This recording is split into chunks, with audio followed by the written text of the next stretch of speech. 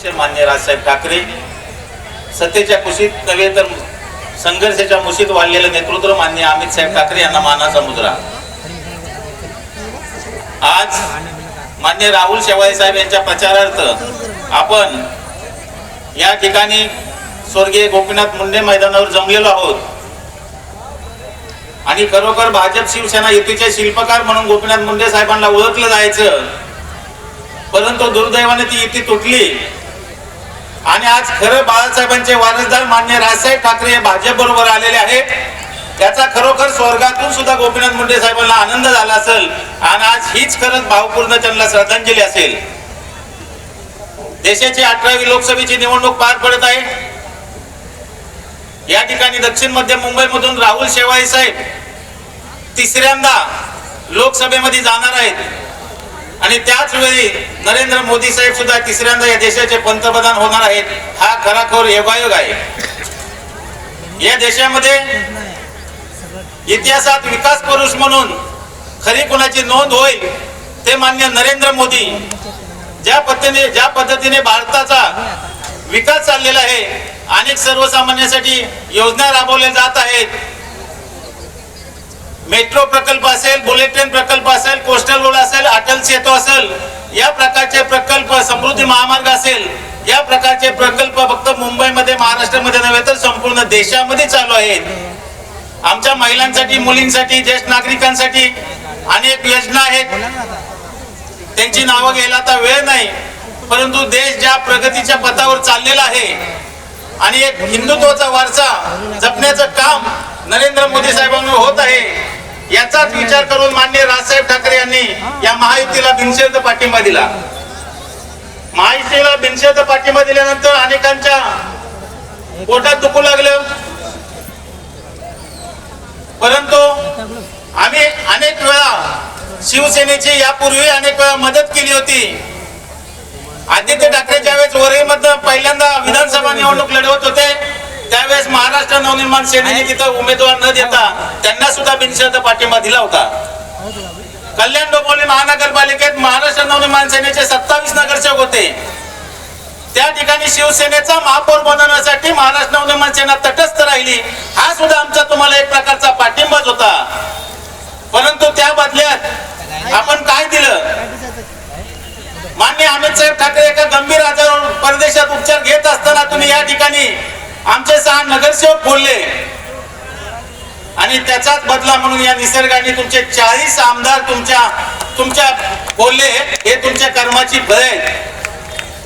विकासावर बोलण्यासारखं तुमचं काही नाही, मग भावनिक आव्हानांना साथ घालायची, लोकांमध्ये अपप्रचार करायचा, संविधान बदलायच्या गोष्टी करायच्या.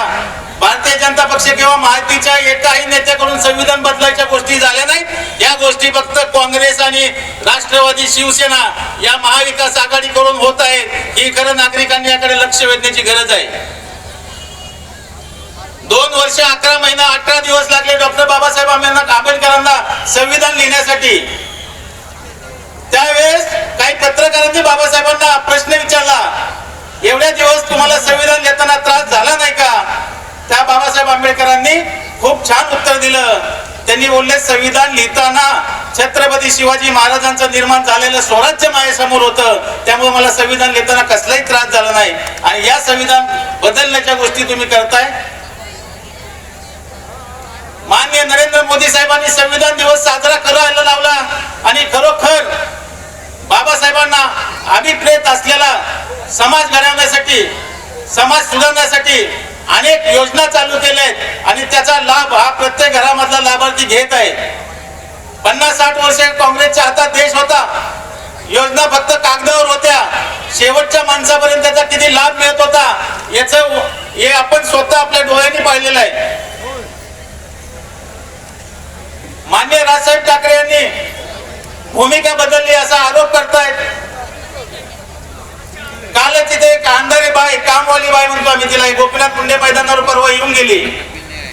अहो तुमची लायकी नाही, तुम्हाला घर सांभाळता येत नाही, तुम्ही महाराष्ट्र सांभाळायला निघालात.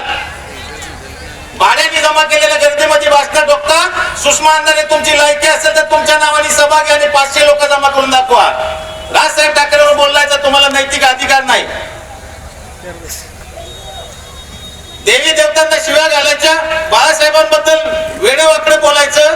खऱ्या अर्थाने शिवसेनेमध्ये यांचा ज्यावेळेस प्रवेश झाला त्या शिवसेनेचा वाटो व्हायची सुरुवात या सुषमा अंधारेच्या पायगुणाने झाली, हे अजून आमच्या उद्धव साहेबांना समजत नाही. राजसाहेबांनी भूमिका बदलली या देशाच्या विकासासाठी, बाळासाहेब ठाकरेंचा हिंदुत्वाचा वारसा जपण्यासाठी. आणि देश प्रगती पथावर चाललेला असताना नरेंद्र मोदी साहेबांना पाठिंबा देण्याची खरेच गरज आहे, म्हणून माननीय राजसाहेब ठाकरे यांनी या महायुतीला पाठिंबा दिला. आम्ही भूमिका बदलली नाही मुख्यमंत्री व्हायसाठी, मुलाला मुख्यमंत्रीपद द्यायसाठी. माननीय बाळासाहेब ठाकरेंचं वाक्य होतं, ज्यावेळेस माझी शिवसेना काँग्रेस व्हायच्या मार्गावर जाईल त्यावेळेस मी ती बंद करेल. आणि आज हे संपूर्ण शिवसेना त्या काँग्रेसमध्ये घेऊन बसले. खऱ्या अर्थाने त्यांनी या गोष्टीचा विचार केला पाहिजे, बाळासाहेबांना अभिप्रेत असलेलं काम आपण करतोय का. या ठिकाणी माननीय राहुल शेवाळे साहेब यांचा प्रवास आपण पाहिलेला आहे.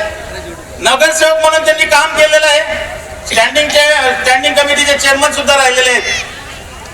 2 टर्म खासदार राहिलेले आहेत. गल्लीपासून दिल्लीपर्यंतच्या सर्व समस्या लोकांच्या अडचणीची जाण त्यांना आहे.